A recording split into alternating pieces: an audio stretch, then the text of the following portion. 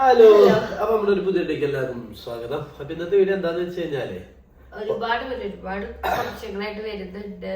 ഇതിൽ ഒരുപാട് ചോദ്യങ്ങളും കാര്യങ്ങളും ഒക്കെ വരുന്നുണ്ട്. ആദ്യം തന്നെ പറയാം, നമ്മുടെ ശബ്ദം പോയി കൊടുക്കാണ്. രണ്ടുപേർക്കും നല്ല ജലദോഷമാണ്. രണ്ടുപേർക്കും നല്ല ഒരുവിധം എല്ലാവർക്കും ജലദോഷം. എല്ലാവർക്കും ജലദോഷം, തൊണ്ടവേദന കാര്യങ്ങളാണ്. റെസ്റ്റ് ഇല്ലായ്മ, അതേപോലെ തന്നെ ഉറക്കം, രാവിലെ നേരത്തെ എഴുതിട്ട് തലയെല്ലാം കുളിക്കുന്നൊക്കെ കൂടി എല്ലാവർക്കും വയ്യാതെയായി. അതിന്റെ കാരണം എല്ലാവർക്കും അറിയാമെന്ന് വിചാരിക്കുന്നു. നമ്മുടെ അച്ഛൻ മരിച്ചു, 98 വയസ്സുണ്ട്. പക്ഷെ അതിന് കൊറേ ഇത് യൂട്യൂബിൽ നടക്കുന്നുണ്ട് കേട്ടാ. കൊറേ പേര് അമ്മ കമ്മ്യൂണിറ്റി പോസ്റ്റ്, അമ്മയുടെ കമ്മ്യൂണിറ്റി പോസ്റ്റ് ഞാൻ തന്നെ ഇട്ടത് അച്ഛൻ തൊട്ടിട്ടുണ്ടായിരുന്നു. ആ ഒരു അച്ഛനുള്ള വാക്ക് വെച്ചിട്ട് ചോദിക്കുമ്പോ അത് അച്ഛനുള്ളത് എടുത്തിട്ട് പറയുന്നതെന്ന് പറയാലോ. ഫോട്ടോ ഫുള്ളും എന്റെ അച്ഛന്റെ ഫോട്ടോസ് വെച്ചിട്ട് കൊറേ വീഡിയോസ് ഇറക്കുന്നുണ്ട്. അല്ല, റീച്ചിന് വേണ്ടിയിട്ടും എന്തിനു വേണ്ടിയിട്ടായാലും ജീവിച്ചിരിക്കുന്ന ആളെ കൊല്ലണം നല്ല സുഖമുള്ള പരിപാടിയാണ് എന്തായാലും. നമ്മുടെ അച്ഛനെ മരിച്ചു എന്ന് പറഞ്ഞിട്ടാണ് കൊറേ പേര് എനിക്ക് ലിങ്ക് അയച്ചു തന്നു. നിങ്ങൾക്ക് ഇത് കേസ് കൊടുത്തു. നമ്മൾ എന്ത് പറയാൻ ഇതിനൊക്കെ സോഷ്യൽ മീഡിയ കാര്യമില്ല. പിന്നെ ഇപ്പത്തെ നമ്മളെ അവസ്ഥയിൽ അങ്ങനെ പോകാൻ പറ്റിയൊരു സിറ്റുവേഷൻ അല്ല. അച്ഛൻ മരിച്ചതിന് അച്ഛൻ മരിച്ചു എന്ന് പറഞ്ഞിട്ട് അച്ഛന്റെ ഫോട്ടോ വെച്ചിട്ടുണ്ട്. പക്ഷെ തമ്മിലൊക്കെ അച്ഛന്റെ ഫോട്ടോ ഈ വീഡിയോ ഏറ്റവും ലാസ്റ്റ് ആണ് അച്ഛന്റെ ഒരു ഫോട്ടോ കൊടുക്കുന്നത്. ആ വീഡിയോയുടെ ബാക്കി 3/4 വശം അച്ഛന്റെ ഞങ്ങളുടെ ഫാമിലി ഫോട്ടോസ് ആണ് വന്നുകൊണ്ടിരിക്കുന്നത്. അത് നല്ലതായിട്ട് തോന്നിയില്ല.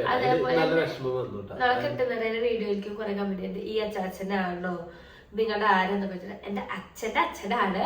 ഞങ്ങൾ സ്വന്തം അച്ഛനാണ്.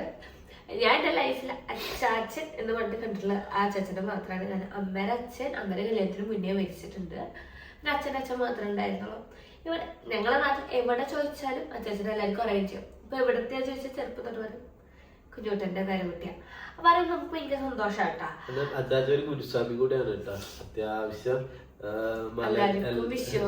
മല കയറിയ ഒരു വ്യക്തിയാണ്. അപ്പൊ അത് നമ്മള് കണക്കിലാക്കണം. കാരണം പിന്നെ 98 വയസ്സ് എന്ന് പറഞ്ഞു കഴിഞ്ഞാൽ അത് ഇപ്പത്തെ ഒരു കാലഘട്ടത്തില് ഭയങ്കര. പക്ഷെ ഏറ്റവും വലിയ രസം എന്താ അറിയാം, അച്ചാച്ച ഒരു 2 മാസമാണ് ഒന്നിങ്ങനെ ഒതുങ്ങിയില്ല. അതിന് മുന്നേ ഒരു 2 മാസമായിട്ട് വയ്യത്. അതുവരെയ്ക്ക് അച്ഛൻ പറമ്പുകളിൽ പണിയെടുക്കാനാണെങ്കിലും നമ്മളെ ഇതിന്റെ അടിക്കൂടി ഒക്കെ അങ്ങനെയൊക്കെ നടക്കും. 2 മാസം മുന്നത്തെ വീഡിയോസിൽ നമ്മൾ ഡൈമ ലൈഫ് എടുക്കും അച്ഛൻ നടക്കുന്ന സീനൊക്കെ പെട്ടിട്ടുണ്ട്. അച്ഛൻ നടക്കും, എല്ലാ പണികളും ചെയ്യും, കാര്യങ്ങളൊക്കെ ചെയ്യുന്ന ഒരാളാണ്. 2 മാസം മുന്നെയാണ് അച്ഛൻ ആദ്യം വയ്യാതെയായി. കുറച്ച് ഇങ്ങനെ ആള് കടുപ്പെന്നല്ല, അച്ഛന് വയ്യാതെ തന്നെ അച്ഛൻ ക്ഷീണം കൊണ്ട് കടുക്കായിരുന്നു. പിന്നെ അച്ഛൻ അതുപോലെ എഴുന്നേറ്റ് നടക്കാനും കാര്യങ്ങളൊക്കെ തുടങ്ങി. വേറെ കുഴപ്പങ്ങളൊന്നും ഇല്ല.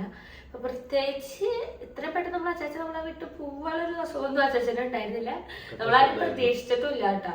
പിന്നെ കെട്ടുന്നത് അന്ന് ഇങ്ങനെ വയ്യ എന്ന് പറഞ്ഞിട്ട് എല്ലാരും പോയി. പിന്നെ ഡോക്ടർ വന്നു കാണിച്ചപ്പോ അച്ചാച്ചൻ മൂത്രമുള്ള ചെറിയ ചെറിയ പ്രശ്നം ഉണ്ടെങ്കിലും നമ്മളൊരിക്കലും അച്ചാച്ചൻ ഇത്രയും പെട്ടെന്ന് പോകും എന്ന് നമ്മൾ പ്രതീക്ഷിച്ചു. എല്ലാവർക്കും ഷോക്കായി. ഞങ്ങളും എപ്പോഴും അച്ചാച്ചനെ കണ്ടിട്ടുണ്ട്. നമുക്ക് എന്തൊരു പോയപ്പോ ഭയങ്കര ഫീലായി. അത് ഇപ്പൊ പറയാ നിന്റെ അച്ഛൻ മരിച്ചില്ലാത്ത വിഷമമാണ്. ഒരാള് ലൈഫിൽ നിന്ന് പോകുമ്പോഴാണ് എല്ലാവർക്കും അതിന്റെ വിഷമം മനസ്സിലാവുന്നത്. എന്റെ അപ്പം പോയപ്പോ ഉണ്ടായ വിഷമം എനിക്കറിയാം. അത് മറ്റുള്ളവരെ ബോധിപ്പിക്കാനോ കാര്യങ്ങൾക്കോ പറ്റില്ല. അപ്പൊ അത് കേസ് ഇവിടെ. പിന്നെ നമ്മുടെ കെട്ടുകാരുടെ ഇടയിൽ കുറെ കോൺട്രവേഴ്സി നടക്കുന്നുണ്ട്. കാരണം ഒരു ക്രിസ്ത്യാനിയായി നീ പോവാണ് ശരിയാണോ നീ ചെയ്ത. ഞാൻ പറഞ്ഞിട്ടെ, ഞാൻ ജനിച്ചു വളർന്നത് കണ്ണൂരാ. കണ്ണൂർ ഇരിട്ടി കീഴൂർ എന്ന് പറഞ്ഞ സ്ഥലത്താണ്. അല്ല, എന്റെ ഒരു കാഴ്ചപ്പാട് ഞാൻ ചെറുപ്പം മുതല് എന്റെ വീട്ടുകാരും എന്റെ കൂടെ ആയിരുന്നു. ഞാന് അടുത്തുള്ള മടപ്പരയില് തെയ്യത്തിന് പോയിട്ടുണ്ട്. പിന്നെ അമ്പലങ്ങളിലും ഈ വൃശ്ചിക മാസം നമുക്ക് ഇപ്പോഴുള്ള കറക്റ്റ് മാസങ്ങളൊക്കെ അറിയാം. അന്ന് നമുക്ക് ഇതൊന്നും അറിയില്ലല്ലോ. അപ്പൊ നമ്മുടെ തൊട്ടപ്പുറത്ത് ചേട്ടന്മാര് അമ്പലത്തില് ഭജനയ്ക്ക് പോകുന്ന പറയുമ്പോ ഞാനും പോയിട്ടുണ്ട്. ഭജനോട്ടം പോയിട്ടുണ്ട്. തപ്പോട്ടില്ലേ, ഭയങ്കര ഇഷ്ടമായിരുന്നു. അപ്പൊ അവരുടെ കൂട്ടത്തിൽ പോയിട്ട് തപ്പോട്ടും. അവിടെ കീഴൂര് ഇരിട്ടി ഭാഗത്തുള്ള എല്ലാ അമ്പലങ്ങളും ഞാൻ പോയിട്ടുണ്ടാവും, ഫുഡ് കഴിച്ചിട്ടുണ്ടാവും. അപ്പൊ എനിക്കെന്ന് പറഞ്ഞു കഴിഞ്ഞാല് ഞാൻ ചെറുപ്പം മുതല് വളർന്നത് അങ്ങനെയാണ്. ഞാൻ പള്ളിയിൽ പോയിട്ടുണ്ട്, അമ്പലങ്ങളിൽ പോയിട്ടുണ്ട്. എന്റെ കൂട്ടുകാർ മൊത്തം ഹിന്ദുക്കളായിരിക്കും, മുസ്ലിംസ് ഉണ്ട്. അപ്പൊ ഞങ്ങളെല്ലാരും ഒരേപോലെ കണ്ടിട്ടുള്ളൂ. അതിൽ മതത്തിന്റെ പേര് വേർതിരിച്ച് നിർത്തുക അല്ലെ മതമാണ് വലുതെന്നുകൊണ്ട് ഞങ്ങൾ നിന്നിട്ടില്ല. എന്റെ കൂടെയുള്ള മനീഷ്, സുമിത്ത്, അങ്ങനത്തെ ഫുള്ള് ഹിന്ദുക്കള്. സൽമാൻ അവന്റെ വീട്ടിൽ ഞാൻ ഫുഡ് കഴിച്ചിട്ടുണ്ട്, ഇവരുടെ വീട്ടിൽ. അപ്പൊ ഒരിക്കലും ഞാൻ മതത്തിനെ ഭ്രാന്ത് പിടിച്ചിട്ടോ. ഞാൻ ചെറുപ്പം മുതൽ കണ്ട കാര്യങ്ങളിലേ ഞാൻ പോയിട്ടുള്ളൂ. വിശ്വസിക്കുന്ന ഒരാളാണ്. അപ്പൊ ശബരിമല പോകണം ആഗ്രഹം തോന്നി, ഞാൻ പോയി.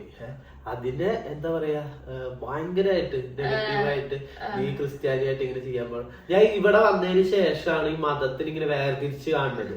കാരണം ക്രിസ്ത്യാനി ഇങ്ങനെ ചെയ്യാൻ പാടുള്ളൂ, ഹിന്ദുക്കൾക്ക് അങ്ങനെയൊന്നും ഒരിക്കലും ഇല്ല. മനുഷ്യനായിട്ട് കാണുക, അല്ലാതെ മതത്തിന്റെ പിന്നാലെ പോകാതെ മനുഷ്യനായിട്ട് കണ്ട് എല്ലായിടത്തും ചെയ്ത് നല്ല രീതിയിൽ പോകും. കല്ലറയ്ക്ക് അപ്പനാണ് പോണേനൊക്കെ വന്നിട്ട് നീ മലയ്ക്ക് പോണ, നീ എന്തിനാ അങ്ങനെ പോണ്. ഞാൻ പറഞ്ഞില്ല, അതെന്റെ അപ്പനാണ്. എന്റെ അപ്പന് കൃത്യമായിട്ട് ഞാൻ എന്താണോ എങ്ങനെയാണെന്ന് അപ്പനും അറിയാം. അപ്പൊ മറ്റുള്ളവരുടെ സർട്ടിഫിക്കറ്റോ അല്ലെങ്കിൽ അതൊന്നും കിട്ടിയിട്ടൊന്നും കാര്യമില്ല. എന്റെ അപ്പനൊക്കെ അവിടെ ചെന്ന് കൊച്ചി ഭാവം തന്നെ എല്ലാവർക്കും അറിയാം. കാരണം എന്റെ അപ്പ എല്ലാവരുടെ അടുത്തും ഒരേപോലെ നിൽക്കുന്ന ഒരു വ്യക്തി. മതത്തിന്റെ പേര് മാറ്റി നിർത്തുക, അല്ലെങ്കിൽ അത് ഹിന്ദു ആണ് മുസ്ലിമാണ്. എന്റെ അപ്പന്റെ ഒരുവിധം മരിച്ചു കഴിഞ്ഞപ്പോഴും നാസർക്ക അങ്ങനെ അപ്പന്റെ കുറെ ഫ്രണ്ട്സ് മുസ്ലിംസ് ഹിന്ദുക്കളൊക്കെ തന്നെയാണ്. അപ്പൊ മതമൊന്നും ഞാനും അപ്പനും ഇതുവരെ നോക്കിയില്ല എന്നാണ് എന്റെ ഒരു ധാരണ. അപ്പൊ അതുകൊണ്ടായിരിക്കാം എനിക്ക് ആ മലയ്ക്ക് പോയെന്ന് വെച്ചിട്ട് എനിക്ക് വലിയ മാറ്റങ്ങളോ അല്ലെങ്കിൽ ഞാൻ ഹിന്ദു മതത്തിൽ വിശ്വസിക്കും. എനിക്കത് ഇഷ്ടമാണ്. ഞാൻ എല്ലാ മതത്തെ ഒരേപോലെ കാണുന്നതുകൊണ്ട് മാത്രമാണ്. ഞാൻ ക്രിസ്ത്യാനി തന്നെയാണ്. ക്രിസ്ത്യാനികൾക്ക് ഇങ്ങനെ ചെയ്യാൻ പാടുള്ളൂ. അത് പിന്നെ ഇവിടെ വന്നപ്പോ ഞാൻ പഠിച്ചു കേട്ടോ. തൃശ്ശൂർ വന്നപ്പോ ഞാൻ കുറെ മാറി. കാരണം ഹിന്ദുക്കൾ അല്ല ആരും ആയിക്കോട്ടെ, നമ്മളിപ്പോ ഇങ്ങനെയൊക്കെ ഈ നൂറ്റാണ്ടിൽ ഇങ്ങനെയൊക്കെ ചിന്തിച്ചു കഴിഞ്ഞാല് ഭയങ്കര ബുദ്ധിമുട്ടാണ്. ലൈഫില് ഒരു ആപത്ത് വരുമ്പോ ഹിന്ദുക്കളുടെ അടുത്ത് ഞാൻ ക്രിസ്ത്യാനിയാണ്, എന്നെ ക്രിസ്ത്യാനി സഹായിച്ചാലേ ഞാൻ ജീവിക്കുള്ളൂ എന്നുള്ളൊന്ന് വാശി പിടിക്കാൻ പാടില്ല. അപ്പൊ മനുഷ്യനായിട്ട് കാണും, മനുഷ്യനായിട്ട് സ്നേഹിക്കുക. മതം ഇതൊക്കെ രണ്ടാമതുള്ള ഒരു കാര്യമാണ്. ഞാൻ മലയ്ക്ക് പോയി വെച്ചിട്ട് ഇങ്ങനെ രോഷകുലരാവാൻ ഒരു കാര്യമില്ല. സത്യം പറഞ്ഞപ്പോ ഒരു വലിയ കമന്റ് ഉണ്ടായിരുന്നു പള്ളീനെ പറ്റിയിട്ട്, യേശുവിനെ പറ്റിയിട്ട്. ഞാന് എനിക്ക് തോന്നുന്നു LKG തൊട്ട് 10ാം ക്ലാസ് വരെ അതുകൊണ്ടായിരിക്കും ഞാൻ കണ്ണൂര് IIT കേരൂർ എന്ന് പറഞ്ഞ സ്ഥലത്തായോണ്ടായിരിക്കും എനിക്കങ്ങനെ ഞാൻ വേർതിരിച്ച് കണ്ടിട്ടില്ല. ഞാൻ മടപ്പരയിൽ പോയി, നമ്മൾ അന്ന് പോയിട്ട് ഞാൻ മടപ്പരയിൽ പോയിട്ടില്ല. പിന്നെ പറശ്ശേരിക്കാട് മുത്തപ്പനാണ്. ഞാനൊക്കെ പോയ സ്ഥലങ്ങളെ എനിക്ക് വീണ്ടും പോകാൻ ഇഷ്ടമാണ്. ഞാൻ മടപ്പരയിൽ പോയി കഴിഞ്ഞാല് മറ്റേ തേങ്ങാകൊത്തും അത് കഴിക്കാൻ എനിക്ക് ഭയങ്കര ഇഷ്ടമാണ്.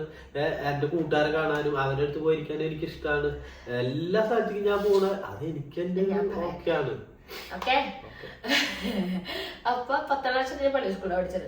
ഞാൻ ഒരു 1ാം ക്ലാസ് തൊട്ട് 10ാം ക്ലാസ് വരെ എല്ലാ ദിവസവും ഉച്ചയ്ക്ക് ഞാൻ ക്ലാസ് പോണ ദിവസങ്ങള് ഉച്ചയ്ക്ക് ഞാൻ പള്ളിയിലേക്ക് പോണ ഒരാളാണ്. എനിക്കങ്ങനെ എന്റെ വീട്ടുകാരെന്നോട് പള്ളിക്ക് പോയിരുന്നെന്ന് പറഞ്ഞിട്ടൊന്നുമില്ല കേട്ടാ.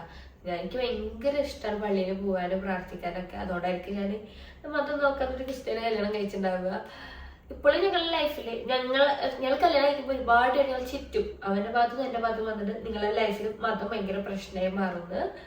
ഇന്ന് വരെയൊക്കെ എന്റെ ലൈഫിലാണ് ഒരു മതത്തിനെ പറ്റിയിട്ടുള്ള പ്രശ്നം വന്നിട്ടില്ല. ഞാൻ കാറ്റിനെ വളർത്തുമ്പോഴും അവൾ അങ്ങനെ ചെയ്യണം ഇങ്ങനെ ചെയ്യണം എന്ന് പറഞ്ഞിട്ടുള്ളൊരു വിഷയം ഞങ്ങളുടെ ഇടയിൽ വന്നിട്ടില്ല. ഞങ്ങൾക്ക് എന്താണോ ഇപ്പൊ എനിക്ക് എന്തെങ്കിലും ആഗ്രഹം ഉണ്ടെങ്കിൽ ഞാനത് ചെയ്യാൻ ഏട്ടനോട് ചോദിക്കും, ഏട്ടൻ ചെയ്തോളം. ഏട്ടന് എന്തെങ്കിലും ആഗ്രഹം ഉണ്ടെങ്കിലും ഞങ്ങൾ അങ്ങനെ സംസാരിക്കും ചെയ്യും. അതില് നീ അത് ചെയ്യാൻ പാടില്ല ഞാനിത് ചെയ്യാൻ പാടില്ല എന്നുള്ള ചർച്ചയില്ല. ഇപ്പൊ എനിക്ക് തോന്നുന്നത് ഞങ്ങളെ കല്യാണത്തില് ഞങ്ങൾക്കില്ലാത്ത പ്രശ്നം നാട്ടുകാർക്കാണെങ്കിൽ മതത്തിന്റെ പേരിൽ പ്രശ്നങ്ങൾ ഞാൻ പറഞ്ഞിട്ട് ലൈഫില് മനുഷ്യനായിട്ട് നിൽക്കല്ലാതെ മതത്തിന്റെ പിന്നാലെ പോകുക. അല്ലെങ്കിൽ നമുക്കൊരു നേരം വിശന്ന് കഴിഞ്ഞാൽ ഇന്ന് മതക്കാരെ ഫുഡ് തരാൻ പാടില്ലൊന്നുമില്ല. നമ്മളൊരു ഹോട്ടലിൽ പോയിട്ട് നീ മുസ്ലിമിനാണോ അല്ലെങ്കിൽ ക്രിസ്ത്യാനിയാണോ ഹിന്ദു ആണോ ചോദിച്ചിട്ടാണോ ഫുഡ് കഴിക്കുക? ഏട്ടാ ഞാനിപ്പോ ഇന്നലെ റീൽസ് കണ്ടു. അപ്പൊ പെൺകുട്ടി ആർട്ടൊക്കെ ചെയ്യണ പെൺകുട്ടി. അപ്പൊ ആ പെൺകുട്ടിയില് ഒരു കൊന്ത ഉണ്ടാക്കുന്ന വീഡിയോയിലെ പെൺകുട്ടി പറഞ്ഞാൽ വീട്ടിൽ ക്രിസ്ത്യനാണ്. അങ്ങനെ അപ്പൊ എനിക്ക് കമന്റ് വന്നിക്ക, നീ ക്രിസ്ത്യൻ ആയോണ്ട് ഞാൻ നിന്നെ അൺഫോളോ ചെയ്യുന്നു. എന്തിന്? ആ പെൺകുട്ടിയില് ഗണപതിയുടെ ആർട്ട് ഉണ്ട്, ഈശോന്റെ ഉണ്ട്, ഒരുപാട് ദൈവങ്ങളിലുണ്ട്. അപ്പൊ ആ കുട്ടിക്ക് 2 ദിവസം 3 ദിവസം കിട്ടില്ല. അയ്യപ്പോഴൊക്കെ മുസ്ലിം ഭക്തിയാനം പാടിയിട്ട് ന്യൂസുകാരൊക്കെ കേരളം ഒരു ജാതി ഒരു മതം ഒരു ദൈവം എന്നൊക്കെ പറഞ്ഞു. ഇതൊക്കെ വെറുതെയാ. ഒരു എന്തെങ്കിലും ഒരു ഇഷ്യൂ ഉണ്ടായ ഭയങ്കരമായിട്ട് പൊക്ക ആൾക്കാരുണ്ട്. പക്ഷെ പറയാൻ മാത്രമല്ല ലൈഫിൽ വരുമ്പോ ഒരാൾ ഇതൊന്നും സപ്പോർട്ട് ചെയ്യുന്ന കാര്യമല്ല. അത് ഞങ്ങളോട് തന്നെ ഇങ്ങനെ പലയിടത്തും പറയും, മക്കള് നന്നായി ജീവിക്കണ്ടല്ലോ, പിന്നെ എന്തിനാ വീട്ടുകാരും മതം നോക്കണ്, വീട്ടുകാരോട് ആരും പറഞ്ഞു കൊടുക്കില്ല കേട്ടോ. എന്റെ മോളോട് ഞാൻ പറഞ്ഞിട്ടുണ്ടായിരുന്നു കേട്ടാ, കല്യാണം സ്വന്തം മതത്തിൽ നിന്ന് കെട്ടിക്കോളൂ. അവര് നമ്മളെ കേസിൽ നമ്മളമ്മമാരെ അങ്ങനെ പറയും ഇങ്ങനെ പറയുന്ന കേട്ടാ അവരെ മക്കളെ വരുമ്പോ ഇത് തന്നെയാണ് തിരിച്ചടിച്ചോണ്ടിരിക്കുന്നത്. എനിക്കറിയില്ലായിരുന്നു നമുക്ക് വയസ്സാവും നമ്മളെ മോളെ വരുമ്പോ നമ്മളിങ്ങനെയാവും. എനിക്കറിയില്ല.